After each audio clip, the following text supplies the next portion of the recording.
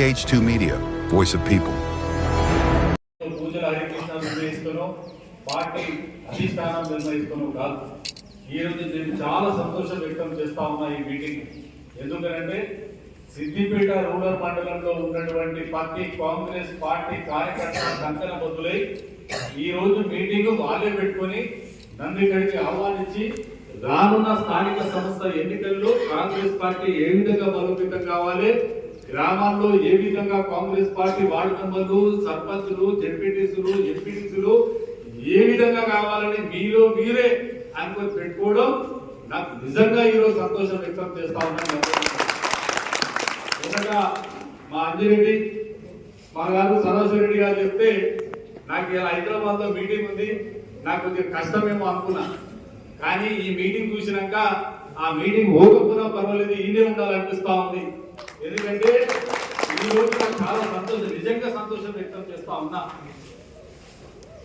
అందరు నాయకులు గతంలో నేను కూడా ఎన్ఎస్ఏలు ఉన్నప్పుడు చూసిన, అప్పుడు ప్రాతినిధ్యం వహిస్తున్నటువంటి మదన్ మోహన్ గారు, నంది ఎల్ఏ గారు, ఎంతో మంది నాయకులు ఉన్నట కాంగ్రెస్ పార్టీ కార్యకర్తలు నిజాన్ని మాట్లాడకుండా నిజాన్ని కప్పిపుచ్చుకొని నాయకులు ముంగట భజన చేస్తా ఉంటే కాంగ్రెస్ పార్టీ నష్టం జరిగిందని నేను తెలియజేస్తా ఉన్నా.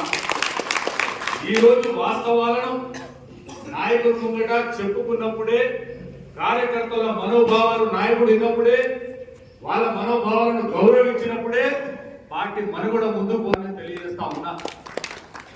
ఎవరో నిజాలు చెప్పినప్పుడు వాళ్ళను మనం ఖచ్చితంగా వినాల్సిన బాధ్యత ఒక నాయకుడికి ఉంటుంది.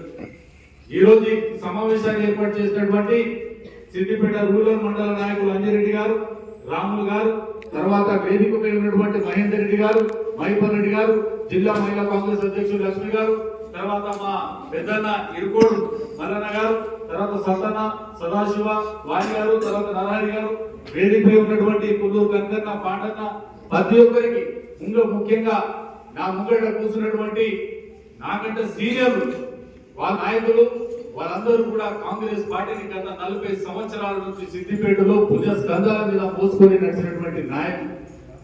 చాలా సంతోషకరం. ఎన్నో వాక్యాలు ఈ రోజు మనకు గత గంట ముందు నుంచి నేను అందరి మాటలు వింటా ఉన్నా.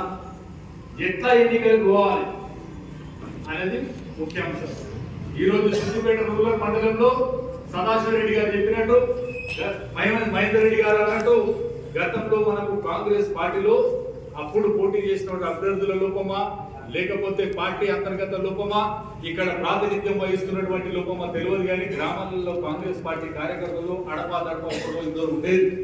కానీ ఈ రోజు కాంగ్రెస్ పార్టీ ఏ గ్రామానికి పోయినా, సిద్దిపేట రూరల్ మండలంలో విషయానికి వద్దాం, ఏ గ్రామానికి పోయినా ఒక 100 మంది ఖచ్చితంగా కాంగ్రెస్ పార్టీ నాయకులు అక్కడ ఉంటున్నారు అన్నది మాత్రం వాస్తవం. అంతతోనే సరిపోదు. ఖచ్చితంగా రేపటి నుంచి మనం ఒక కార్యాచరణ తీసుకుందాం. ప్రతి గ్రామంలో ఈ రోజు మనం చేరిక చాలా అవసరం. అప్పుడు ఎమ్మెల్యే నాకు టికెట్ వచ్చినప్పుడు చాలా సమయం తక్కువగా ఉండే, అయినప్పటికీ కూడా మనం చేరికలు అంతో ఎంతో చేసినాం.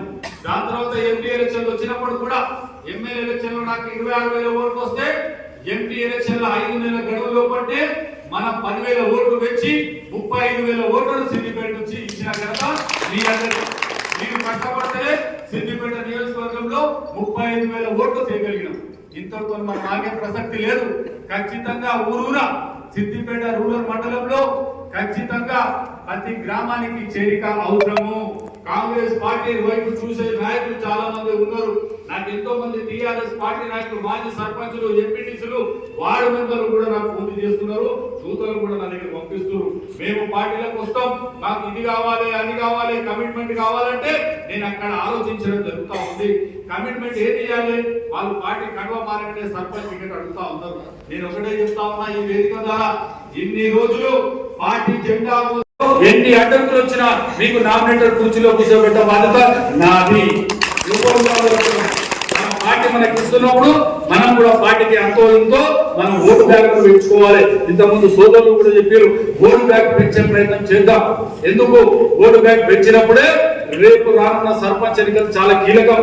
కాబట్టి గ్రామ స్థాయిలో పార్టీ బాగుండాలి, ప్రభుత్వం బాగుండాలంటే పార్టీ ప్రభుత్వం రెండు అనుసంధానంలో నడిచినప్పుడే, రెండు ప్రజల్లోకి వెళ్ళినప్పుడే, రెండు గ్రామాల్లోకి వెళ్ళినప్పుడే ఈ రెండు మనం కాపాడుకున్న వ్యక్తులు అవుతాం. కాబట్టి ఇందాక నేను లక్ష్మణ్ కూడా పార్టీ ఆఫీస్ లో చెప్పిన ఈ మీటింగ్ రాకముందు అక్క మండల మహిళా కాంగ్రెస్ ప్రెసిడెంట్లను ఎవరైతే ఇనాక్టివ్ ఉంటారో చేంజ్ చేయండి. మహిళా కాంగ్రెస్ ప్రెసిడెంట్ మండల కమిటీలు గ్రామ కమిటీలు అయిపోయాలని కూడా జిల్లా అధ్యక్షులు చెప్పడం జరిగింది.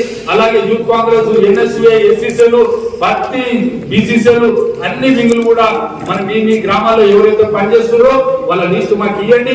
వాళ్ళకు ఏ శాఖలో వాళ్ళు పోవాలనుకుంటే ఆ పదవులు ఇవ్వడానికి మేము సిద్ధంగా ఉన్నాం. ఇవన్నీ కూడా మనం త్వరలోనే 10 రోజుల్లోనే గ్రామ కమిటీలు, మండల కమిటీలు, బ్లాక్ కమిటీలు అన్ని వేసుకొని ముందుకు పోతాం.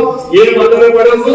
దయచేసి మనం అందరం ఎవడో ఏదైనా పుల్లేమో మాట్లాడితే మౌనంగా ఉండడం బంద్ చేయండి. చింతమడక బాబు నీకు చెప్తా ఉన్నా చాలా సంతోషం. ఎందుకంటే చింతమడకలో గతంలో ఒక కార్యక్రమం లేడు. వాణి అనే అమ్మాయి ఒక నా ఎమ్మెల్యే ఎలక్షన్ లో నిలబడ్డప్పుడు బూత్ల కాడికి వచ్చి తిట్టిన సందర్భాలు ఉన్నాయి. ఇక్కడికి వెళ్ళి మేము జీబులు వేసుకొని అక్కడికి వెళ్ళి అంజిరెడ్డి వచ్చాడు, అక్కడికి వెళ్ళి నారాయణపేటకి వచ్చి మేము ఆయన అండగా నిలబడ్డాము. కానీ ఇలా సత్తాలు వచ్చినాక, బాబాలు వచ్చినాక, తర్వాత మనోడు వచ్చినాక ఈ రోజు చింతమడకలు కూడా కాంగ్రెస్ పార్టీ జెండా ఎగిరింది. కూడా చింతమడక పిలుస్తేనే పోయినా ఆడ కూర్చున్నా ప్రజల యొక్క స్పందన చూసినా ప్రజలు ఎవ్వరు కూడా తిరగబడలేదు. ప్రజల కళ్ళల్లో నేను ఆనందం చూసినా కాంగ్రెస్ వాళ్ళు వస్తేనే మంచిగుంటుందని చింతమడకలు చూసారు. ఆడ మేము గట్టిగా నిలబడి అన్నాం, గ్రామ పంచాయతీ నిలబడి అన్నా ఏమన్నా రేవంత్ రెడ్డి జిందాబాద్ అని 10 సార్లు విన్నాం. ప్రజలు అందరు డోలకి బయటకు వచ్చి సంతోషంగా వ్యక్తం చేసేది తప్ప ఎవరు కూడా మా మీద తిరగవాలే. ఎందుకంటే ఈ ప్రభుత్వాన్ని కోరుకుంటారు. గత చింతమడకలో కేసీఆర్ ఎట్లున్నారు, మాచాపూర్లా, సీతారాంపల్లిలా చింతమడక రోడ్ల పరిస్థితి చూడు. ఆడ రోడ్లు లేవు, ఏది లేదు. అట్టాసంగా 10 లక్షల రూపాయలు ఇస్తున్నాను ఇల్లు. ఆడ ఎన్నో టీఆర్ఎస్ పార్టీ నాయకులు మా సత్తాన్ని ఇస్తాడు. ఒక్కొక్కడు వాడు 60 ఏళ్ళలో కూడా చెప్పులు తీసుకొని ఈ రోజు టీఆర్ఎస్ పార్టీ నాయకులు డబుల్ బెడ్రూమ్లను ఆక్యుపై చేసుకున్న సందర్భాలు కూడా నేను మంత్రి గారి దృష్టికి ముందు తీసుకుపోయినా. ఆ సత్తాన్ని పేరు ఇస్తే అవన్నీ కలెక్టర్ గారికి, మంత్రి గారికి ఇవ్వడం జరిగింది. సాధ్యమైనంత వరకు నేను 100% ఖచ్చితంగా మీలో